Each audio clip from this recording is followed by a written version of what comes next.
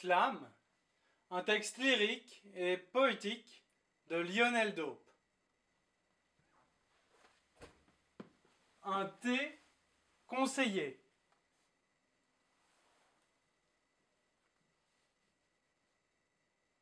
Il me conseilla, ayant déjà compris qu'il n'y a plus qu'à, entre la plante et le buisson d'Afrique, c'est un luxe avec un hic. Buvant abondamment cette décoction authentique, qu'il reste perplexe en boutique. Alors aujourd'hui, il y a le thé des geishas, à déguster avant d'acheter au prix qu'il conviendra. Cette boisson romantique, au parfum d'un Stanley Kubrick.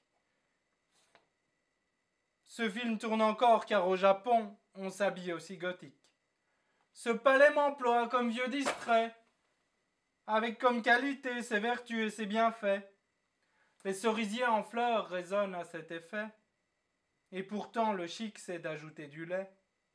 Il me vend un thé comme de l'huile d'olive, au litre, au détriment de sa couleur si vive. Le rose goûte à l'acérola et la vitamine C conçue pour ceci ou cela. Ni l'herboriste, ni les capitalistes, les chimistes et les pierres en schiste n'y résistent. Alors ceux-ci regardent la plante pousser, arroser, se métamorphoser en fée sans logis, ni étoile, alors que sur les marchés, ce palais signe mon jour de bal. Un renvoi si bien imité, pour dire que l'on a bien mangé, j'en suis encore écœuré. Il n'y a plus qu'à m'exporter. Je viens d'une boîte en vrac servie en sac à boire à la fac après une semaine de trac. À savoir comment raconter cette saisie dédouanée, me rendant incontinent à la risée du lycée.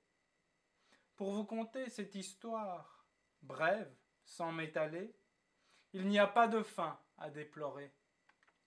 L'eau est si chère lorsque la vie écoule lentement son odeur d'argent.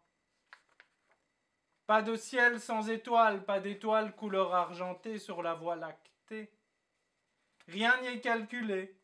Il n'y en a pour qui le métier est de laisser couler leur raison de penser, qu'un moment d'amitié vient de m'abriter, où le gîte est offert, abondamment conseillé à la table, un verre de thé juste découvert, sans me limiter.